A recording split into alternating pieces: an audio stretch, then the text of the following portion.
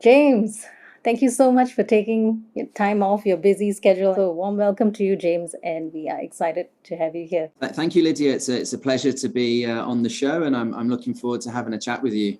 Absolutely. I'm sure you've got tons to share about IT recruitment specifically. So, you have a strong track record in recruitment, in particular IT recruitment, which is top of mind in the recruitment space today. So, you're from the UK, where your career began about 15 years ago, Yep. and you moved from role to role, specializing in IT recruitment progressively over the years. So, today you have co founded True Blue in Bangkok, where you are also the MD. So, walk us through your own journey in your own words, James. Why did you choose recruitment after completing a degree in history and international relations? Well, that's a very good question, actually, Lydia, and a little kind of prelude to that. I originally went to university to do computer science. My father really was kind of pushing me in the direction of computers. I was pretty good with computers growing up. I kind of had, I guess, a bit of a natural flair and talent for using computers and doing a bit of programming and things like that. And my father said, like, look, computers are the future. You should study this at university. However, I quickly realized that it wasn't really for me. I'm not a stereotypical sort of IT person, and I kind of got there on my first day, and the demographic, I really just didn't really fit in there. And after a year, I decided that I was going to change my course and do something that I enjoyed and had a little bit more of a kind of an interest in, which was history and international relations. Now, and then I was looking for a job, and I had a friend who worked in the recruitment industry. He was making very good money. He didn't even go to university. He was just a bit of a kind of an outgoing guy, confident, bit of a natural salesperson, if you like. And he sold me the dream, really. And I started applying for recruitment roles. And yeah, there we are. 15 years later, I'm still within the industry. And I thought it was just going to be just a stopgap while I worked out what I really wanted to do. But I guess I was good at it, and I enjoyed it. And yeah, here we are. And you had an early start in computer, some kind of programming from the beginning, so you already had a knack for it.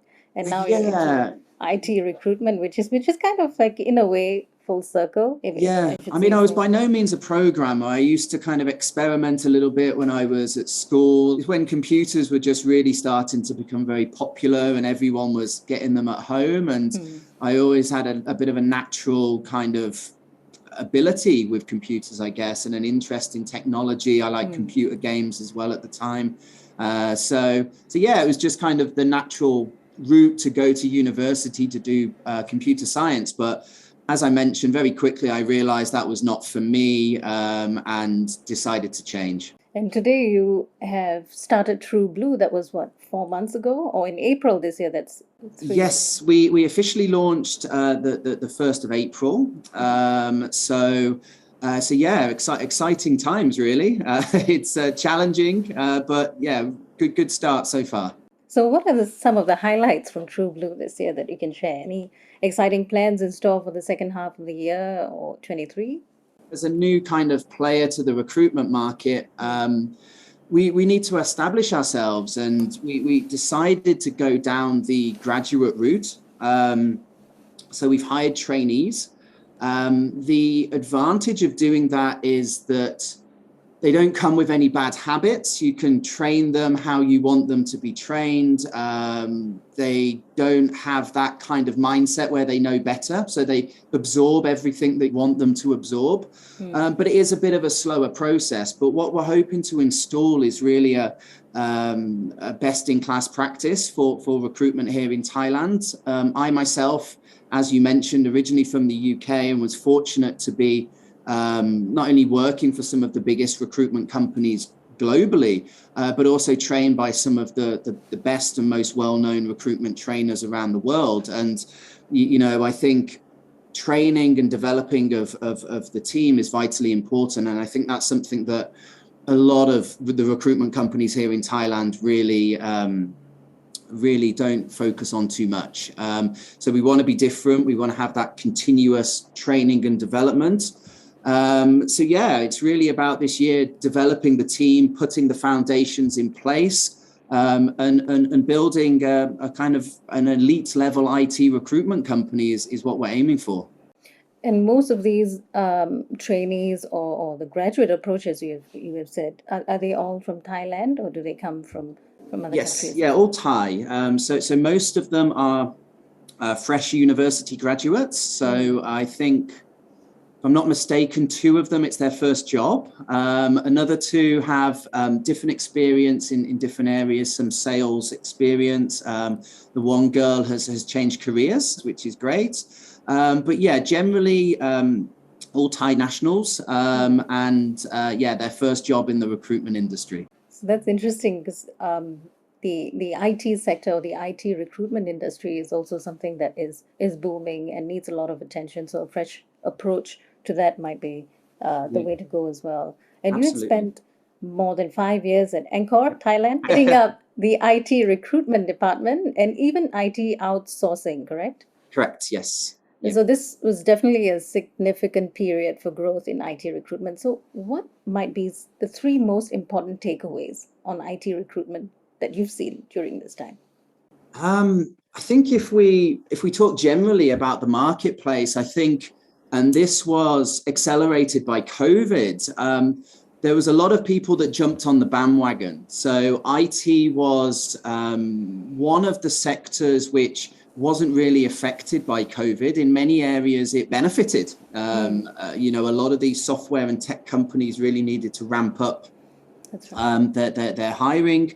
A lot of companies had to go through a forced digital transformation, so all of their people could work remotely. So generally, the tech sector was pretty robust throughout the pandemic. So what you saw is a lot of recruitment companies kind of jumped in on the IT sector. So companies that didn't really have a background in IT before suddenly opened IT divisions. So I think, firstly, there was I would describe a lot of new players within the market, some established companies that just wanted to do more IT.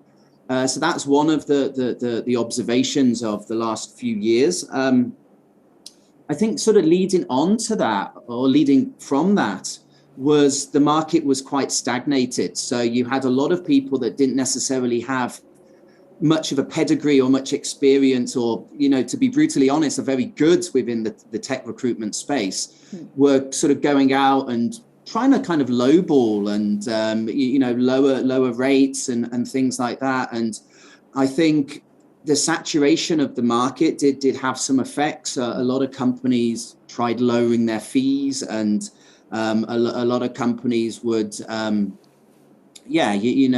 of put pressure on you a little bit because there was these new players in the market. But I think just a point that I would like to make, that cheap usually means poor quality. And I think that leads on to my third point that was really important to take from that period, is that you can't forget about the fundamentals of recruitment and actually providing a good quality service. And providing ultimately what the clients are looking for in an efficient and timely service, but also good quality candidates as well. But I think from an internal perspective, COVID made a lot of recruiters very lazy. There were some good advantages of, going online with interviews, so Zoom meetings and Teams interviews and things like that, which was great. It was a necessary at the time. But now, for example, there are a lot of recruiters that are a little bit lazy. They want to just work from home the whole time.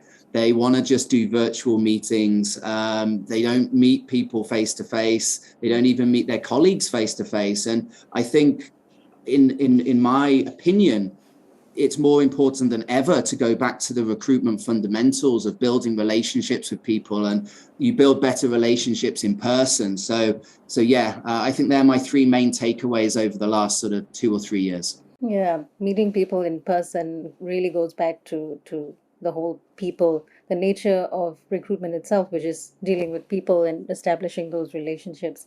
Now, competition for skilled IT candidates is so fierce right now that the length of the interview process itself becomes an area of focus. I mean, the relationship part is one, and then you move them on to the interview process itself. Yep. Some candidates, of course, may lose interest, especially if they're in demand, if the process takes too long. What are some factors maybe that recruiters should consider when they design an effective interview process, especially for IT? There's two ways to look at it, Lydia. I think you've made a good point that sometimes it's too long. I've known companies to have 7 or 8 stages of interview, and it's very rare that actually you're going to get someone that goes through that whole process. You're going to get a lot of people that drop out throughout that process because A, it's too long, B, they get offers elsewhere, or C, they just lose interest.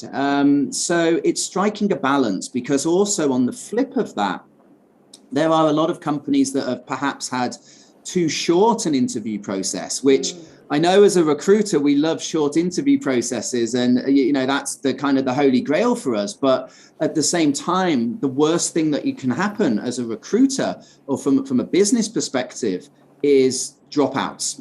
Candidates starting with an organization, and then after a week, a month, 2 months, 3 months, whatever it may be, they leave because it's not a good fit for them. So I think it's about striking a balance. It's about having a comprehensive enough interview process that you are identifying not only the technical elements of the job, so can they do this job technically, which is pretty much all companies hire for, but actually the reason that a lot of people are unsuccessful within the first 3 or 4 months is not because of technical skills. It's more about cultural fit. And maybe they neglect that in the interview process. So it's about having a comprehensive process that covers technical and cultural fit, not being too short, but also not being too long as well. But I think, if it is a little bit longer than, maybe a 1-stage process, it's important that there's a quick process in between interviews, because the market moves very quick. The demand for IT talent is vast, and a lot of companies are moving super quick. So if you're too slow, you miss the talent. So IT recruitment is moving really fast, but so is talent acquisition as an industry. So I noticed LinkedIn data from this year show that talent acquisition specialists rank third among the top 10 fastest growing entry-level job titles last year, with a year-on-year growth of 175%. What's also interesting is that the staffing and recruiting industry is number 1 for entry-level talent. It's got a 50% year-on-year growth too. So in your experience, what might be some of the factors driving this growth? I think recruitment in general, it's one of the only industries that you can go straight into from university and earn really, really high, especially within the agency sector, because there's commission on your billing. So I think, and this has been true for a long time, the earning potential that people can get from the recruitment industry without any real experience. There's not too many other jobs that you can go into and earn similar types of money. And I say go into with no experience or no real qualifications for, and earn the same amount of money as what you could in the recruitment sector within an agency environment in such a short period of time. So I think that's one factor. I think another factor, it's just becoming a little bit more of a respected career. When I started, it was, especially in the UK, you were kind of viewed as like used car salesman. It was not really that much of a respected career. Oh, really? Recruiters kind of had a bit of a bad reputation, agency recruiters. I should say that's not justified in many cases. I think it was a bit of a myth, and there probably were a minority that was spoiling it for the rest of us. But even so, I don't think it had the same level of respect as a profession as what it has now. And I think the evolution of talent acquisition as a profession as well has made that even more of a point. Because I remember when I first started in the industry, talent acquisition didn't really exist. It was not a recognized function within HR so much. I think that's really developed over the last I would say 10 years or so, really, from my experience, and it's getting more and more prevalent. So I think it's just a growing profession. Most companies are now hiring internal talent acquisition teams. Some of these can be very, very large, depending on the size of the organization. So I just think as an industry, it's growing, and it needs more people to support that growth. So that's entry level and growth year on year for staffing and recruiting, and also the evolution of talent acquisition over the past 10 years. Let's talk about headhunting and executive search in the IT sector. Have there been any changes, James, in terms of candidate expectations, maybe post pandemic especially? I think the major change is that people want the flexibility now. I think that is very much a non-negotiable for a lot of candidates. The Monday to Friday, 9 till 6 in the office days are in the past. Whether or not that will change again in the future, I don't know. But I think one thing that COVID has accelerated is people's desire to want to have that flexibility to either work from home or work from anywhere and not have to be in the office every day. And it's not just executive level candidates that this is true for. I would say that this is everything from entry level right through to executive level, where one of the first questions we're getting when we're speaking to candidates is what is the working arrangement? Can I work remotely? Is it hybrid? How many days in the office is it? This is something that is now an everyday conversation when you're recruiting people. That candidate expectation is then going to evolve and perhaps become the standard operating method across companies then, right? So that brings me to my next point, which is a prediction from Korn Ferry, a report by Korn Ferry, saying that by 2030, the demand for skilled workers will outstrip supply. And it's pretty common knowledge, I would say. I think that's already the case in the IT Yeah. sector, to be honest. Yeah, and with this comes a global talent shortage. I mean, this really big picture of more than 85.2 million people. And to quote that report, it says signs are already emerging that within 2 years there won't be enough talent to go around. You've already said so, and 2 years as a prediction is not a long time at all. So how should companies be strategizing in terms of talent acquisition now that you've shared that it has become a function that's been taken more seriously? How should companies be strategizing in terms of talent acquisition now? I think there's a few elements to this. I think number one is training, bringing people in and training them on the tools that you need them to have. A lot of the time we get it in the industry where a company will want a particular skill set. So they might need a developer with a certain language, but that language might be very, very niche. There might not be a huge amount of people in the marketplace with that. So I think internal training is really important. I think also partnering with universities and really, I guess, having that kind of conveyor belt, if you like, of fresh blood coming into the organization and then being able to train them up. And then like my final point on this is to retain that talent, which is one of the hardest things for any organization, and it's one of the biggest bugbears for all managers. Doesn't matter if you're in IT or whatever industry you're in, is retaining your staff. It's such an issue, and companies do neglect it quite a lot. And you have to look at what the reasons are why people would stay with your organization. So it's how you stand out from the market. Your branding, what you do differently, the training and development, the career progression, all of that sort of stuff is going to be more and more important to attract the talent, but then also retain the talent as well. And we're talking about Gen Z, which is Yep.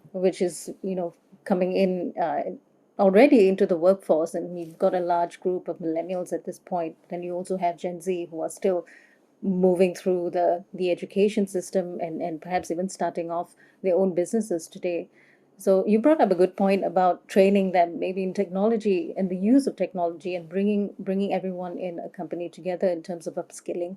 And we spoke quite a bit about some of the challenges as well. And there are plenty of tools out there for recruiters specifically.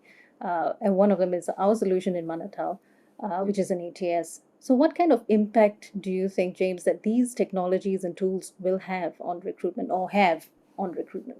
I think to be honest, it's going to be a long way until the tools replace the human touch. I think still the most important factor of a good recruiter is the human and soft elements. So the kind of the soft skills, the critical thinking, the being able to kind of connect the dots, and then also being able to communicate and build relationships with people. So that is the most important element. But what tools, automation tools, do is free these guys up to do more of what actually makes them money, and takes away a lot of those menial tasks that, back in the day used to take hours sometimes to do, uploading information to an ATS system or reformatting CVs or, expanding a network on LinkedIn. Now there's a lot of automation tools that can kind of do this for you.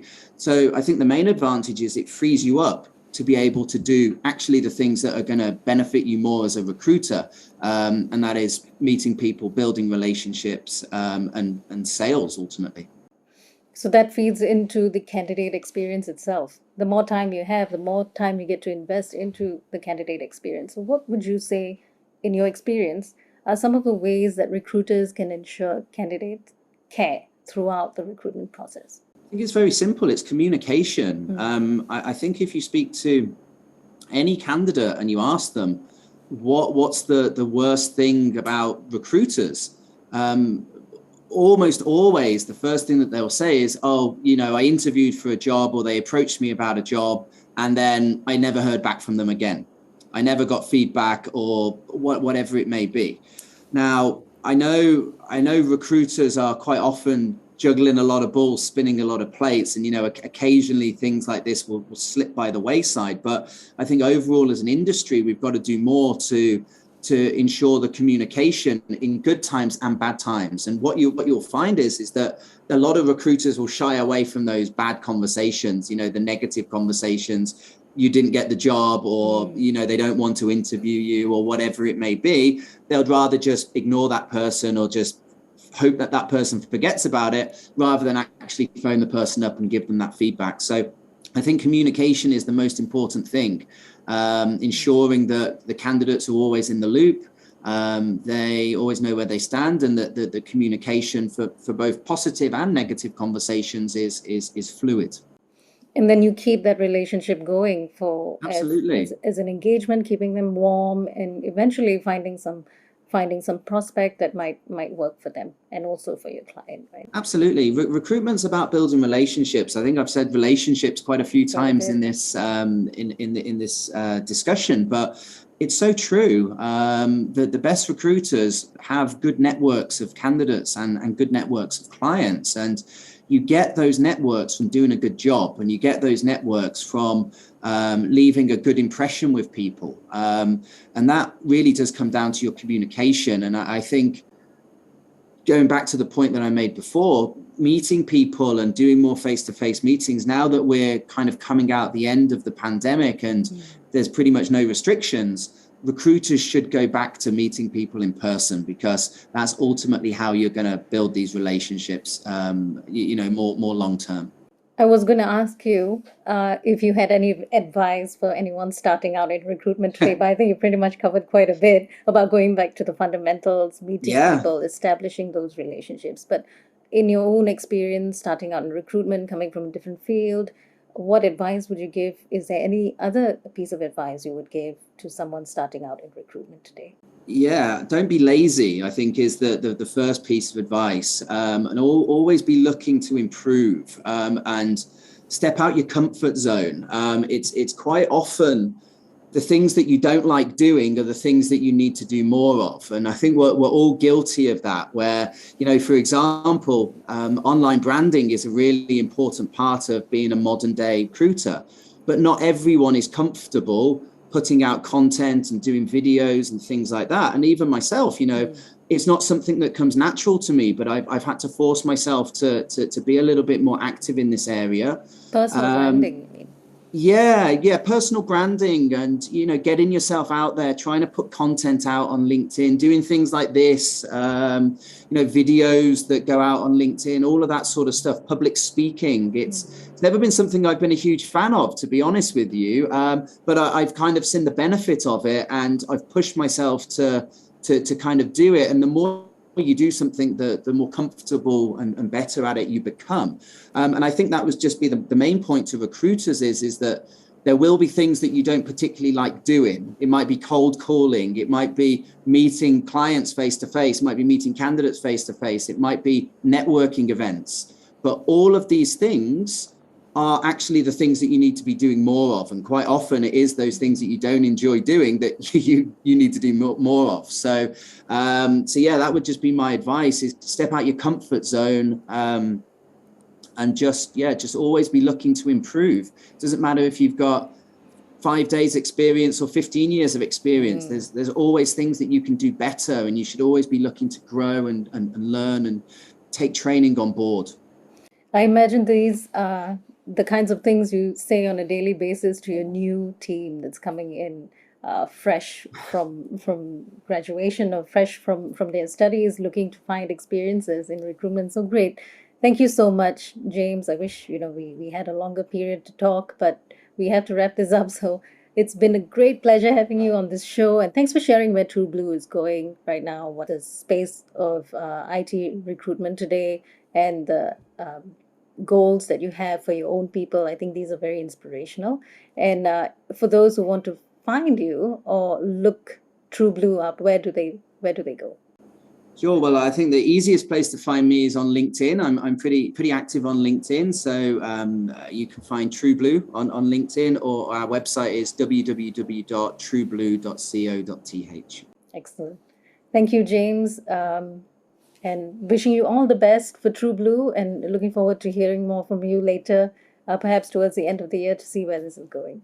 Awesome. Thank you so much, Lydia. It's been really nice to speak with you. And we have been speaking with James Hine, who is the co-founder and managing director at True Blue in Bangkok, Thailand. Do look out for future podcasts from All in Recruitment, and stay tuned for our next video.